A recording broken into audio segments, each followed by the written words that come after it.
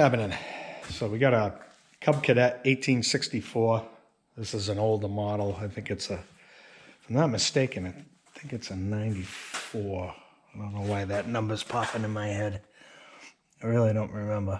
I hate when they use these codes here. There's a manufacturer date right there. If anybody can make any sense of that, I sure can't. Everything's got to be a big secret.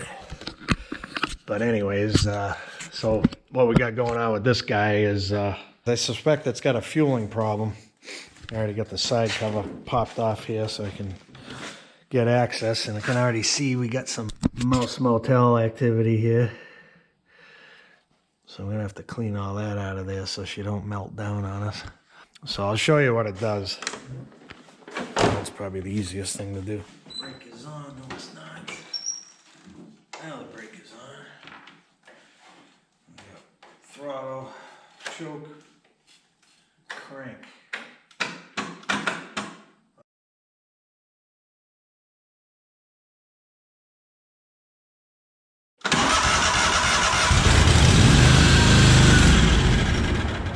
That's what she does. When full throttle, it won't run. So I got back the throttle down, full choke.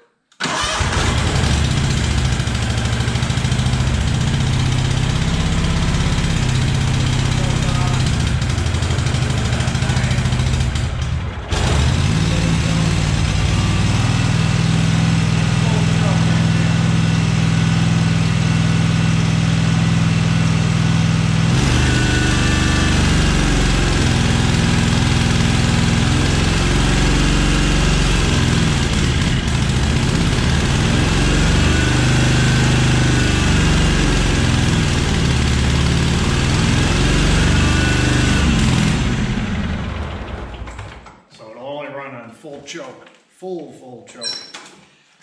So that's a dead ringer for a fuel issue. Because I suspect the carb's probably clogged. I worked on this, geez, what's this got? 671 hours. Back in May of 2013, it had 654 hours. So you can see he doesn't use it very often. I replaced that last time, voltage regulator there. Usually do oil changes on this. This doesn't look like my oil, so you put the cheap stuff in. That's all right. So here's a fuel pump. Could have a fuel pump problem, or the carb is just clogged. It's either one or the other, so we're gonna try to find out what it is here.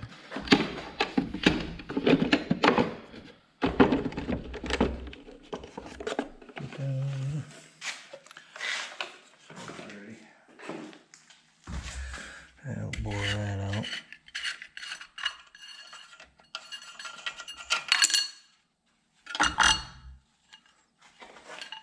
One of these is a vacuum, right? I believe it's this one. Usually the high one is a vacuum. This is the output, this is the input. So first of all, I want to make sure that the fuel has got unrestricted flow from the tank. I'm going to get my little hose pinchers there and cut off the fuel. We'll pop this out. Make sure the filter ain't clogged. 2013, I think we're going to change that. That's why I always put the date on stuff, so you know, because it looks pretty nice. You wouldn't know otherwise. So probably when in doubt, just change it. But anyways, we'll go ahead and pop this off, make sure we got fuel flow from the tank. Let's make sure we got fuel in the tank, which I'm pretty sure we did because I drove it on and off my truck. It's a little low, but don't hold a light, it'll look inside there now. That would be bad. She's down there a little bit, but I can see the, I don't know if you guys can see it, but I can see the fuel opening in there, the intake. So, and it's covered with fuel, so we got enough for what we're doing. Little container.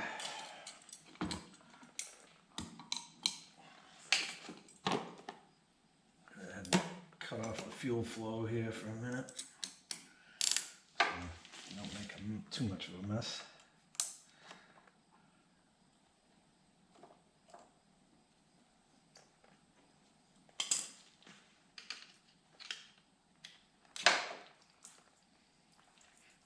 That smells good.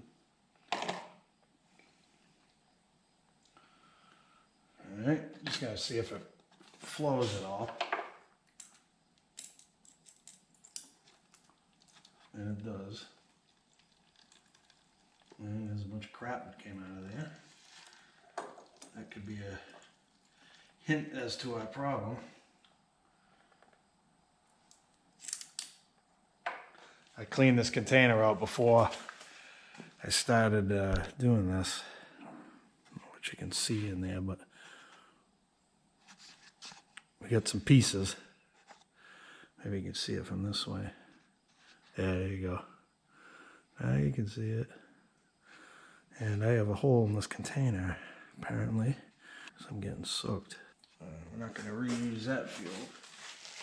Okay, so with that in mind, oop, that's the end of that clamp. Busted in two. Been on there a little too long, I guess.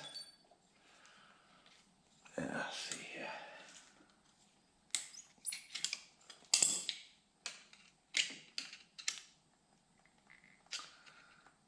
Yeah, that's been on there a while. 2013. It smells okay. Let this drain a little bit. In. Well, it's pretty clear. I'm going to trim that up. Probably nip a little bit off of that. Go get a new filter. Alright, so I dropped the ball on that. I don't have any filters, so I'm going to unfortunately have to reuse this. But being that it's free and clear, shouldn't be that big of a deal. Okay. That little snip. Do that little snip. Or another snip. There we go. Alright, well that sucks. I gotta order some more. That's cool. Right. So now, a little collection of clamps here. Alright. Now, guess we'll check and see if we got a line that can hold a vacuum.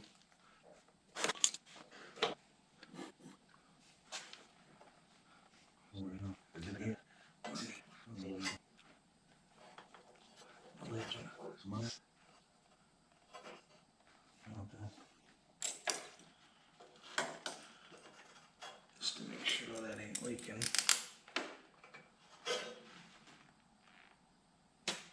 No way. Not a drop. Let's see how the pump's doing.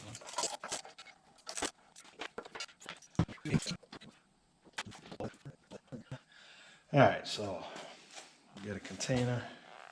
Just crank it over and see what kind of pulsing we get.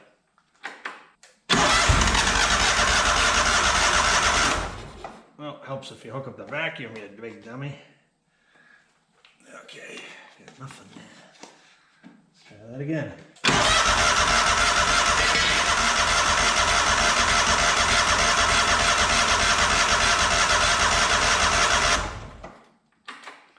It's not a whole lot of fuel, but I'm gonna take that fuel pump apart, I think.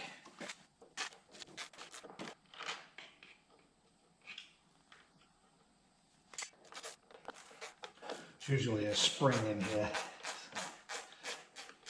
As of right now, it looks like the gasket's holding it together.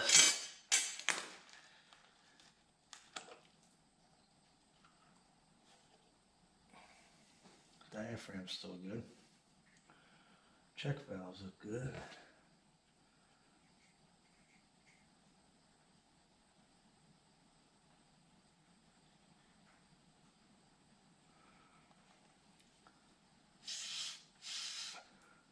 So we know that one's good. I guess what we'll do is check the other side of that. It's unusual. It doesn't have a spring.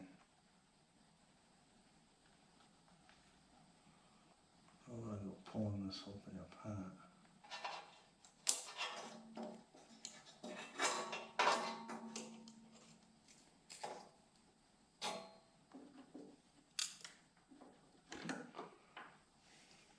Oop. Use your head, buddy, use your head.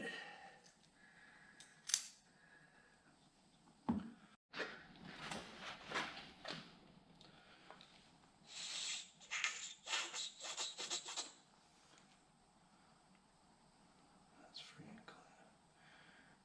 Oh, that's not the one I was supposed to be checking. Yeah.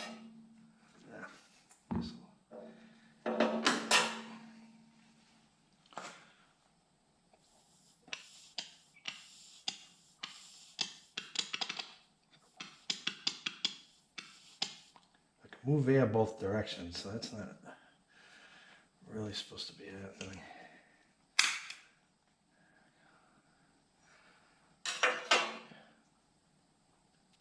I'm just gonna clean this out. See if that does anything. If it doesn't, we'll just put a new one in, that's all.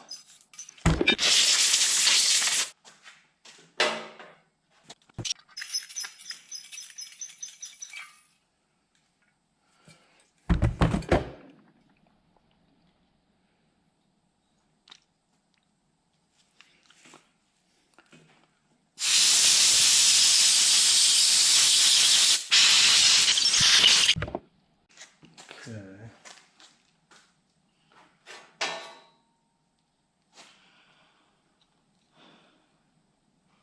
See now. Oh, I got this backwards. It's supposed to go like that. It's supposed to go like this. Okay. That looks to be about right, yep.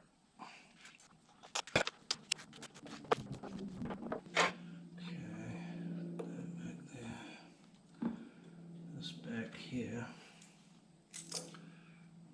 that we'll see if we made any difference in the fuel flow. And even though it's low, I think this is all right. I mean, you're not going to burn that much fuel that quickly.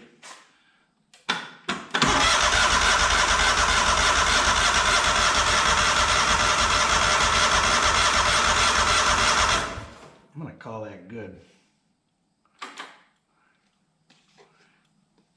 And there's no trash in there that time.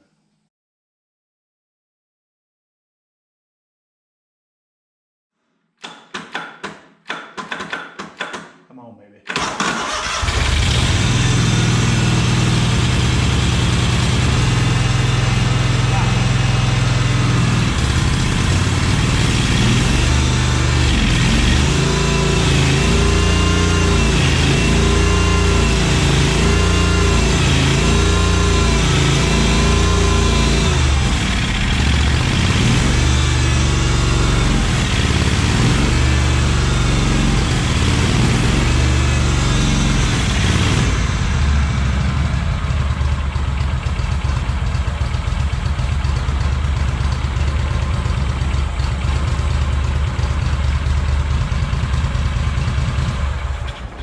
Well, we fixed something. I'm still gonna pop the top off this carburetor here and take a look inside because it's running a little lean. A lot of the times with the EPA regulations, you can't get them to run any better than that, you know, and that may be the case here, but I want to at least try. Yeah, we gotta clean all that out too. Mouses or chipmunks, one or the other. So I'm gonna go ahead and blow this crap off here. We'll take that apart. Like a Nicky carburetor to me. It's like a 1-barrel. No, it's a Kian. Kian, good stuff. I'm gonna go ahead and pull this off. Put it on the exhaust. Just kidding. Don't do that. If you're careful, a lot of the times you can reuse the gaskets in these. I've taken quite a few of them apart and I've rarely had to change gaskets in them and never had any issues. So ideally, you probably want to replace them, but just doing a quick clean, if you're careful, you can reuse them. As long as your bolts are tight and everything. There she is. There's a little bit of crap down there. Looks like evidence of corrosion from water. I'm going to take this right out of here. Like that. So you can see the staining down there. That's where the water is going to sit. It's going to sit at the low point, of course. That's where you get the corrosion. You can see a little speck of crap in there. We'll get all that out of there. Might not even be a bad idea to pull this whole body off here and really give it a good clean.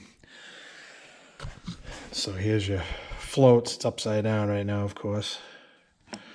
So I shouldn't be able to blow through this way, but when I flip it around, we should. Make sure nothing's going to fall out of here when I flip it around, so we'll do it over the air cleaner. Everything's good. Not a whole lot of movement there. I shouldn't be getting any airflow through there when it's upside down. That's bad.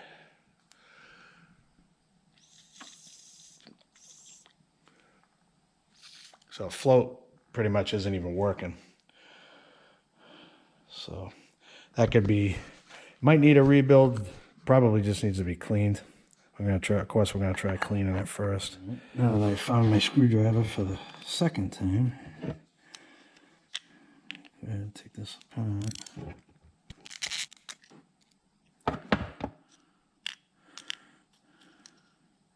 Yeah, that needle's stuck in there pretty good. There goes the pin, it just fell out of there. I always gotta watch for that. Wow. Yeah, I just pulled that.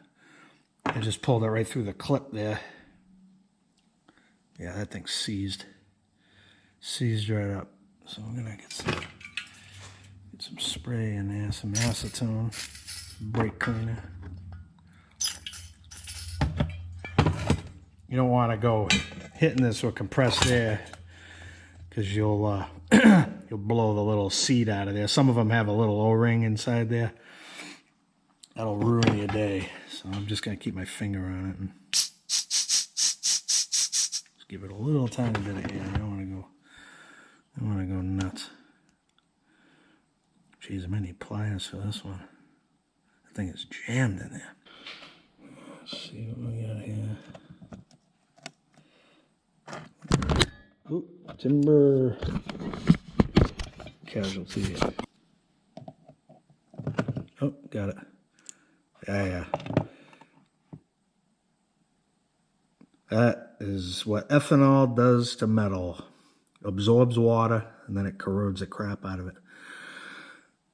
So, next time you got to bring your equipment to a shop, thank your government for adding ethanol to the fuel.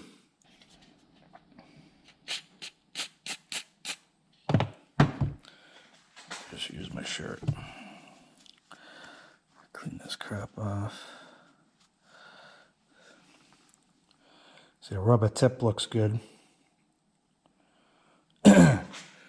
And I'm going to look down inside here. If we can, try to get my flashlight in there.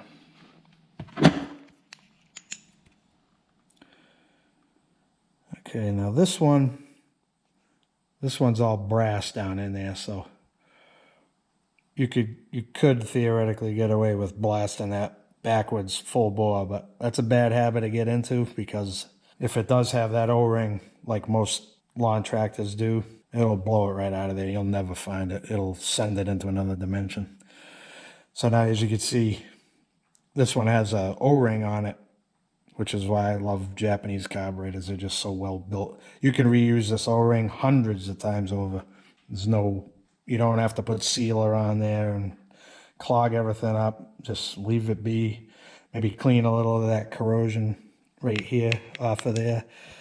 And, you know, you just usually just get it with your finger. And that's all it needs. This is good. You know, if you see it torn or chunks taken out of it, then you want to go ahead and replace it. But these Kian and Mikuni, the two major Japanese ones, very high quality carburetors. I've dealt with them on motorcycles for a long time. And I could probably count on one hand in 20 years how many I've replaced. Just gonna clean this up a little bit.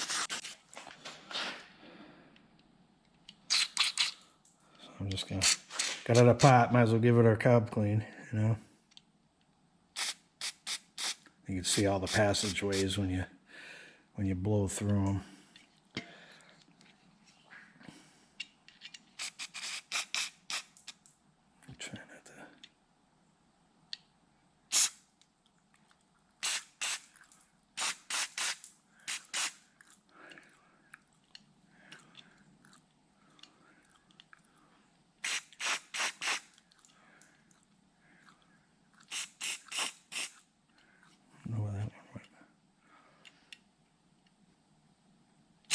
Oh, right in the eyes.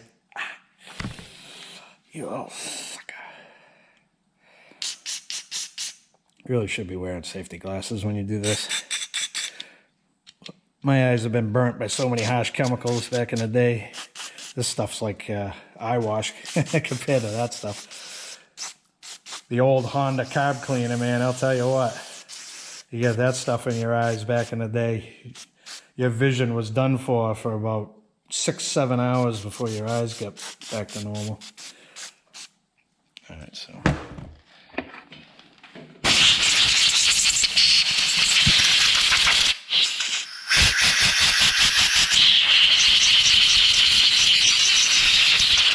All right, so you don't want to go nuts with the air on that because you can still knock things free, you know. These are usually glued in place. When you put them in new, you put some adhesive in there and stick them in, so you want to go blasting the crap out of them. You guys even see what I was looking at? I didn't have it in front of the camera there. Get some more dirt I just discovered. A little choke mechanism there. There's new. Beauteous. Okay, now one thing I'm going to do is I'm just going to run a pipe cleaner through here and try to get some of that aluminum corrosion out of there, because you got brass and aluminum, dissimilar metals, and you go ahead and throw ethanol with water in there, and you got a pretty corrosive mix there. You want to be careful if you got a pipe cleaner that's got metal sticking out like that. You don't want to gouge the crap out of it. You don't want to go jamming it in there and all that. Also want to make sure it's clean if you clean something, which I just did, because had some crap on there. Cleaned something greasy. I might have to get a smaller one. This just isn't gonna fly. Little tiny guy.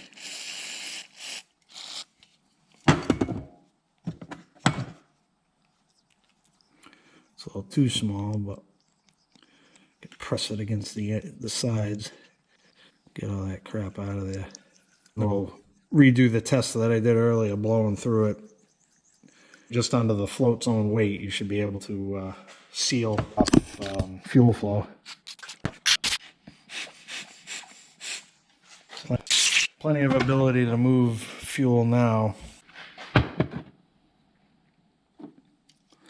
So I might just give this a very light wire brushing there. Of course, you don't want to touch that tip there. Ruin that. So I'll hold it this way so I can't possibly hit the rubber even by accident. You don't have to go nuts, just let's get that powdery aluminum crap off of there. Clean is the name of the game. Yeah, don't drop your stuff. What's with the defective brake clean cans? It's leaking out of the top here, see that? I don't know if the camera's picking that up. It's not supposed to be coming out of there. I think it's a defective hose, actually. It's a little better. clean it up with the old shirt. Just gonna give these floats a good blast off camera here. Make sure they're clean. I like to always clean this too. Probably don't need to, but you're in there. What's the harm? Ain't gonna hurt nothing by cleaning it. You already got it apart. So, I don't want any kind of friction whatsoever on that float mechanism. It's got to move freely, do its job. So, put this back together. I need more tabletop space here. So what I do is got my pin here, drop the needle inside the float bowl where you can't reach it, and you can always tell which way it goes. You see that little mark? There's always a little dot, a little wear mark from the little pin right there. That's normally spring-loaded. I'm thinking this is probably jammed up with crap. I can't even press on that. Oh, there it goes. Oop, just moved. Now it won't come back up. I gotta free that up. All right, so off camera, I played around with that. Let me see if I can't. I'll use this as a pointer. Yeah, that's not gonna fly. It's too small. Too big, I mean. All right, this should work a little better for demonstration purposes. See how that springs right back up. That's what absorbs the vibration. So it's got, that was completely stuck, as you saw. I don't know how much of that you saw, but that was completely stuck down in there. So you always want to, it's good to have good eyesight when doing this. See, I'm lucky. My eyesight sucks, but my close-up vision is exceptionally good. I wouldn't say exceptionally good, but it's better than average. So I notice all these little things, but it's, you really got to keep your eyes open in some of these carbs. This is a gigantic carb as far as outdoor power equipment goes. You know, now you can see some of that white aluminum corrosion flying out of there. But you get like a weed whacker or a chainsaw carb, they're half the size of this, if not less. I would have to say they're a quarter the size of it. Yeah, there's all kinds of crap coming out of there. That noise is probably going to get annoying, so I'm going to keep playing around with this, see if I get all the crap out of it, and we'll throw it back together. Okay, so as I was saying before, there's a little dot there, and that's from that little pin riding up against it. And, you know, over time, if you got a brand new carb, you won't really have that, but with all the stuff, it makes it easy, so you know exactly where the needle goes. I just hang the needle on like that, and then guide the needle in the hole there, and then well, first you want to make sure that needle goes up and down there freely, which it does. Just kind of hanging up there for a second. Now we'll get the pin, if we can find it. Yep, there it is. Cleanly, of course. We'll stick that pin in. Get your screw. Helps having a magnetic screwdriver. That way you can hold the screw like this. Hold down the rod with one finger. Ratcheting screwdriver helps too, of course. Any advantage you can get. You don't want to go, it's aluminum, and that's a small screw, so you don't have to go crazy. You just snug as it. Now we'll do our little test again here. Now I can't move any air. That's exactly how it's supposed to be. See it now? Wow, look at the difference. See how far that comes out now?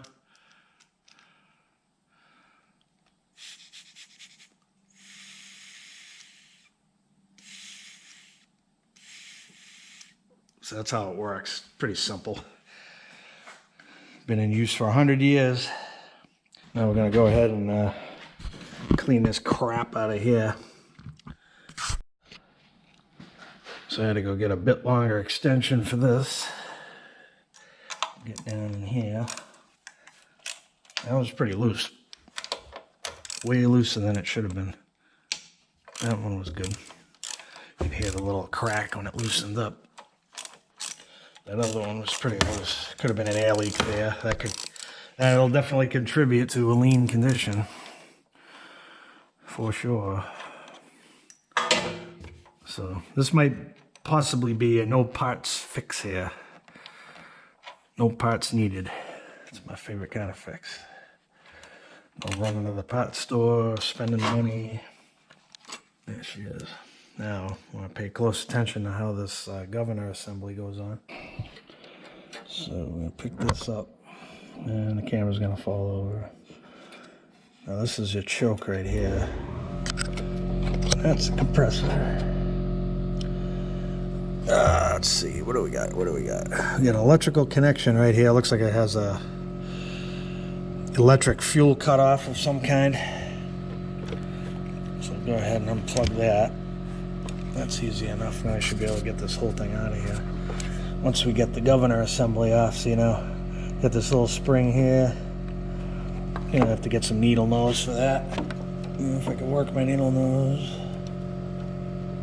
These are kind of delicate, so you don't want to go hammering on them. I'm looking like amateur hour here. There we go. So there's that. Now you're going to want to go in the direction of the curvature there. Boom, and then it comes right out. We're free. So that's that. I'm going to dump this crap out in here. There's a whole bunch of crap in there for sure. Oh yeah. See, that passageway down there is totally clogged up. Not sure if that is actually a passageway, but we're going to clean it out anyways. We'll pull that solenoid out of there. Get this wire out of here if we can.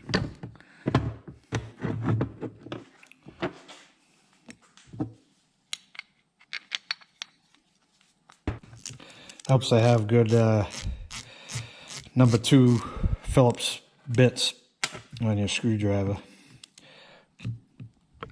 You want to press hard,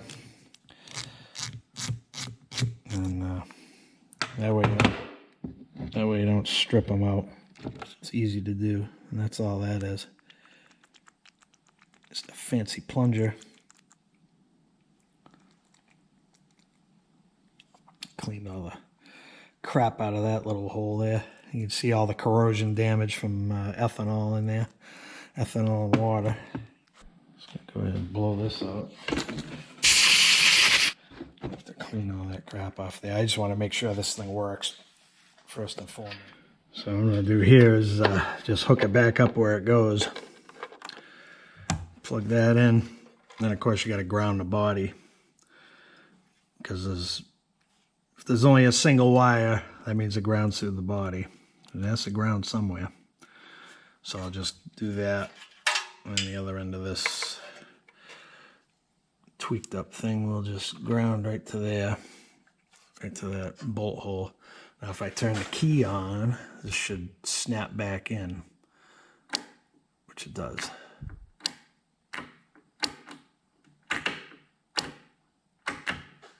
So that's good. Confirmed.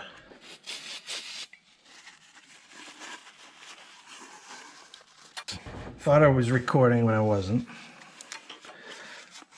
So I sprayed out that port. Because we're getting crap down in here. So what I did,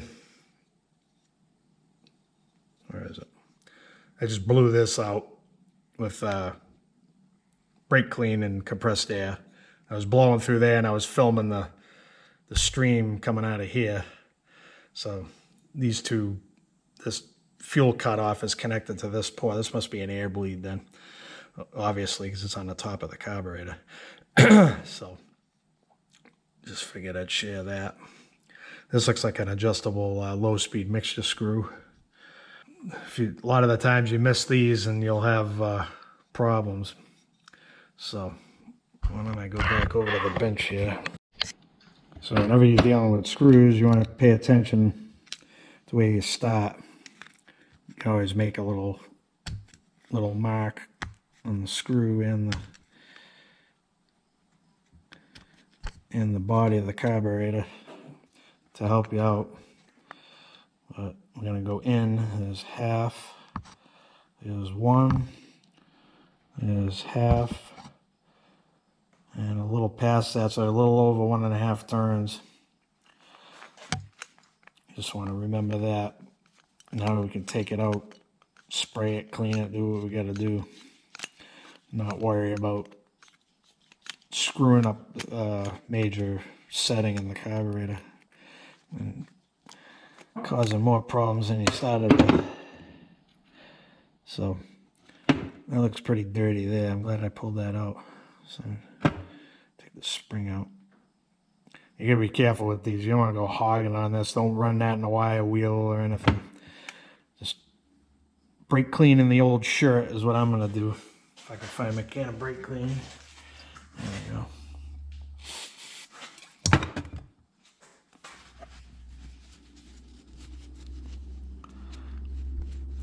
Just want to get the tip cleaned off there. Yeah, it already looks better.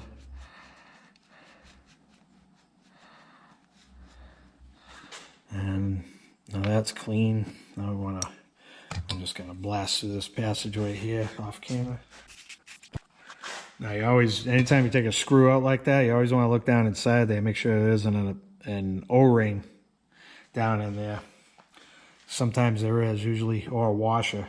A lot of times these will have a washer in there. I didn't see anything in there. Somebody may have lost it before me, or it just might not have one. Probably doesn't need one there. Usually they'll have an O-ring in there. On the motorcycles, they do. So I'm gonna go ahead and put this back together.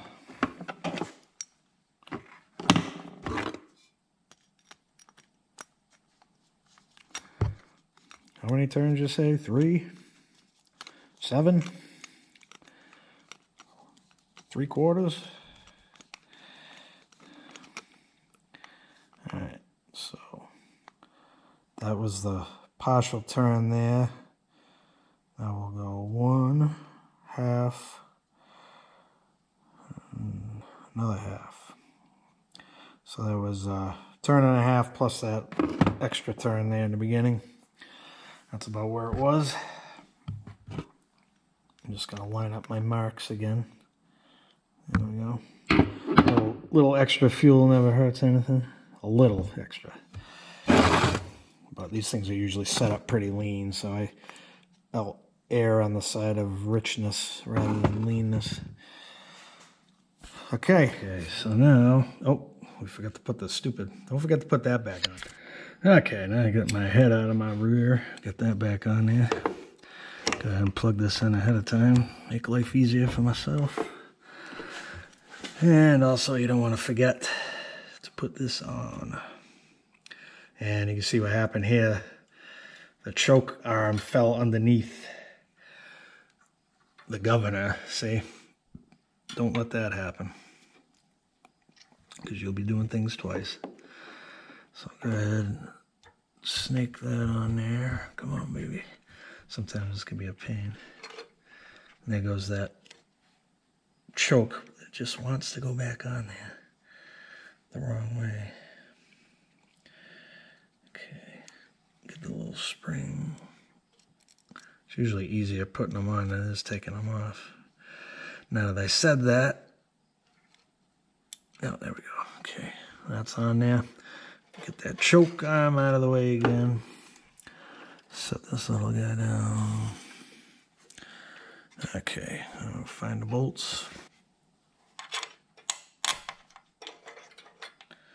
Did I grab the wrong ones? They look awfully long. I'm gonna have to review the footage, make sure I'm putting the right bolts back in there, because I can't remember. Alright, fairly certain I got the right bolts here. They seem pretty long, that's why I was curious. Now, we'll drop the ratchet on the floor and make sure we put this on the correct direction. And make sure we put the choke back on. There's that. And drop that back in there. Now there's little pickup tubes in there they got to line up, and one of them's got an O-ring on it, so you want to make sure that O-ring's there. And it's kind of a pain in the ass to line all this up with the choke tugging on it, so sometimes you want to push the choke in a little bit. Kind of frees up some space. There we go. She sits right down nice. You don't want to force anything. That will make for... So we had a battery failure again, but I was able to get this to pump some fuel. I put a little hose on here and get a little bit of fuel in there anyway, so I don't have to crank as long. We'll get all these back on, get all the clamps back on there. That's all set. We gotta get this clamp on there. I should just use the pliers that I was using before, but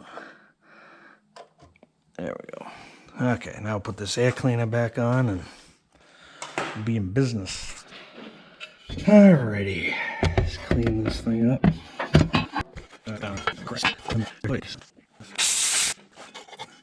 This can go both ways. And it goes this way. You know how I can tell? You can see the outline. And that little cutout there is for that little air passageway right there. So that's how this goes. Glad I noticed that. And then the little hose goes in between. We'll get the 3 screws. I gotta go find my extension that I dropped earlier. That's why you should always pick up your tools when you drop them. Otherwise you'll be looking and looking and looking. I don't see it anywhere. Ah, you gotta be kidding me. Oh, there it is. Just about tucked under the front wheel. Perfect. What's that? I'm just gonna take this outside and clean that out.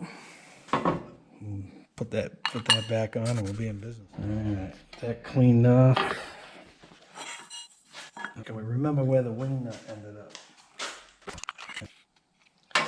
Tighten that down. There's the cover. Where's the cover, man? In case you guys are curious what engine this is a Cola Command 18. Cub Cadet. Hold these little wing nuts up. Alright. Now a moment of truth. Full choke. A little bit of throttle.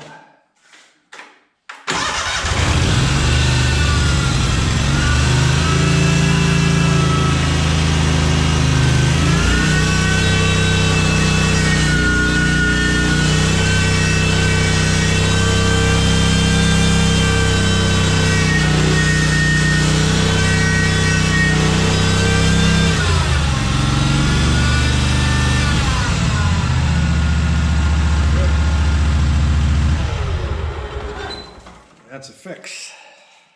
All right, so I'm gonna go ahead and throw that side panel back on over there and get this thing buttoned up, loaded up in the old piece of garbage Silverado. We'll see if we can make it 1.1 miles down the road without a breakdown.